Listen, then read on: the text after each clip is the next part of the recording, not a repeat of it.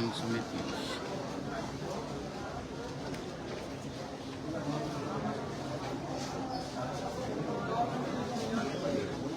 हाँ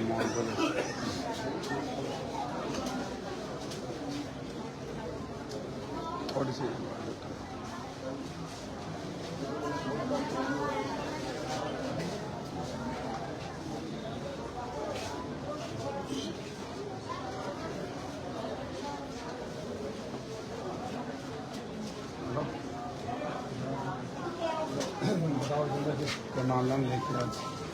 आज जो 2024 में नवलगढ़ बजनगढ़ से बसावासरी सीमेंट तक जो रेल लाइन प्रपोजल है, उसको लेकर उपखंड कार्यालय नवलगढ़ से हाल ही में समाचार पत्रों के माध्यम से किसानों के लिए मजबूर होकर जबरन मुआवजा उठाने के लिए और उनकी ज़मीन खाली करने के लिए और मकान खाली करने के लिए किसानों को पाबंद किया है कि आप 24 तारीख तक हर हाल में अपना मुआवजा उठा लें और अपने मकान खाली कर लें। जबकि आप सबको विदित है इस बात का कि पिछले 2.5 साल से किसान आंदोलनरत है और उनके आंदोलन का प्रमुख कारण ये है कि किसान इस रेल लाइन के खिलाफ नहीं है।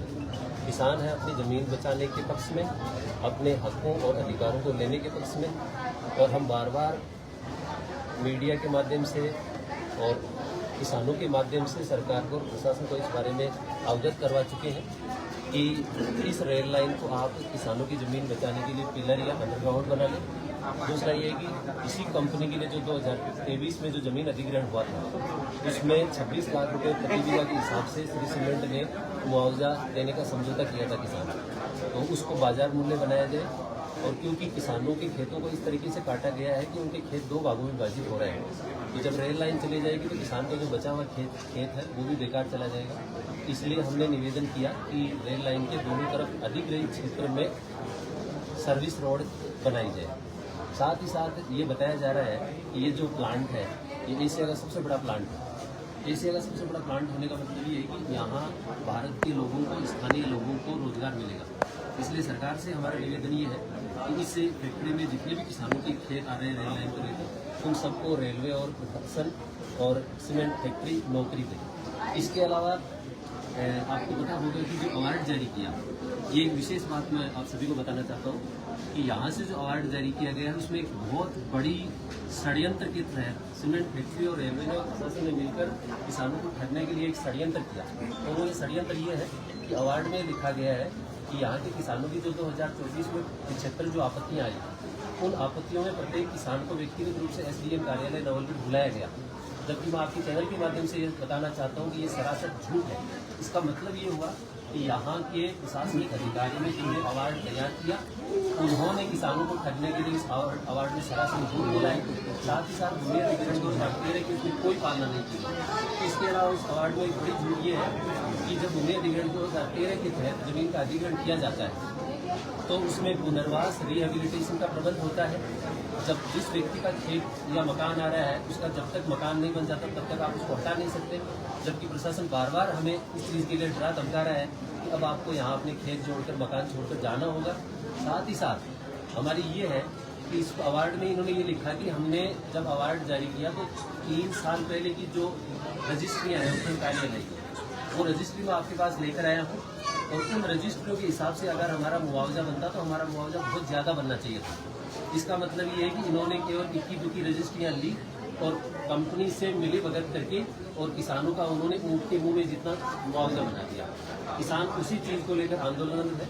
आज हमने यहाँ मौन जुलूस के रूप में हम सब आए हैं आखिरी चेतावनी देने के लिए, क्योंकि हम सब किसानों को ये लगता है कि ये सरकार है, ये मौन है। तो हमने ये सोचा कि गूंगे की भाषा गूंगा ही समझ सकता है, इसलिए हमने सब किसानों ने मौन प्रदर्शन किया है। और मुझे पूरा विश्वास है कि ये जो आपने आखिरी नोटिस दिया है, मैं आपके चैनल के माध्यम से ये बताना चाहता हूँ कि किसान भी आपको आखिरी बार ये कहने के लिए आए हैं कि जब तक भूमि अधिग्रहण 2013 के अनुसार उचित मुआवजा नहीं मिलेगा, उनकी सारी मांगें स्वीकृत नहीं की जाएंगी। हमारा आंदोलन इसी तरीके से चलता है। बताओ किसानों को मुआवजे की 2013 भूमि अधिग्रहण अधिनियम है, जिसके प्रावधान जो सुविधाएं किसानों को मिलनी चाहिए वो नहीं मिल रही है। और उसी की जो है विरोध में आज ये मौन तरीके से निकाली है ताकि जो पूरी सरकार है उसके कानून उनके की भाषा में पालन हो जाए। तो जो है किसान विरोधी जो मीडिया है वो सरकार को किसानों को लागू करना चाहिए। 2013 के जो प्रावधान है नियम के अनुसार अगर किसान को सुविधा कोई भी किसान किसानों की जो जमीनें ली उसके साथ साथ उसके अनुरूप में जो है कोई आवंटन नहीं हुआ है। किसानों की भी मांग है कि पुनर्वास के लिए जहाँ जगह दी जाए और जो हमारी भूमिया है उसके बराबर की जो जमीन है उसको आना हो जाए। दूसरा यहाँ सबसे बड़ी समस्या है कि आज किसानों की जमीन तो जाएगी लेकिन उनके परिवार के लिए रोजगार की कोई साधन नहीं। तो सरकार सीमेंट फैक्ट्री और रेलवे प्रोजेक्ट तीनों को बैठ के स्वेच्छा से इनको जो है एक एक परिवार को जो प्रभावित परिवार है उनके एक एक सदस्य को कम से कम रोजगार उपलब्ध होगा। जाओ करवा दिए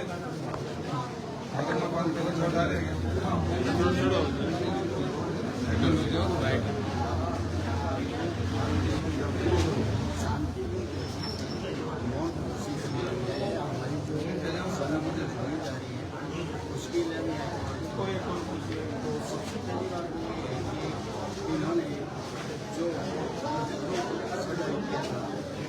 उसके अंदर इन्होंने नीति नहीं की है जो कानूनी रूप से अवैध है। ये जो वो अवैध है। नंबर 2 इन्होंने जो अवार्ड जारी किया है उसमें भी कुछ जो अवार्ड जारी किया उसमें उन्होंने आर्बिट्रेट की नियुक्ति नहीं की। तो आर्बिट्रेट की नियुक्ति नहीं करना तो सबसे बड़ा अपराध है। जो मतलब इन्होंने जो काम किया है ना वो अनलीगल तरीके से किया है। अनलीगल तरीके से सभी से मैं आप मीडिया के माध्यम से प्रशासन को ये बताना चाहता हूँ कि जो अनलीगल काम किया है उसको लीगल तरीके से किया जाए और सभी जमीन वालों को पुनः सर्वे किया जाए। पुनः सर्वे करके और फिर दोबारा मुआवजे का निर्धारण किया जाए। जैसे मैं मेरे को लेता हूँ मेरा मकान है ना उसमें इन्होंने जो वैल्यूएशन निकाली वो 70 लाख रुपये निकाली और मैंने मेरे प्राइवेट जो आर्टिकल था उससे मैंने सर्वे कराया मकान का तो उन्होंने 29 लाख रुपये निकाली। अब एक 13 लाख रुपये का फर्क आ रहा है। इसका मतलब गलत है या नहीं है? तो मीडिया के माध्यम से बताना चाहता हूँ कि अगर प्रशासन गलत है तो उसको ठीक करें, है ना।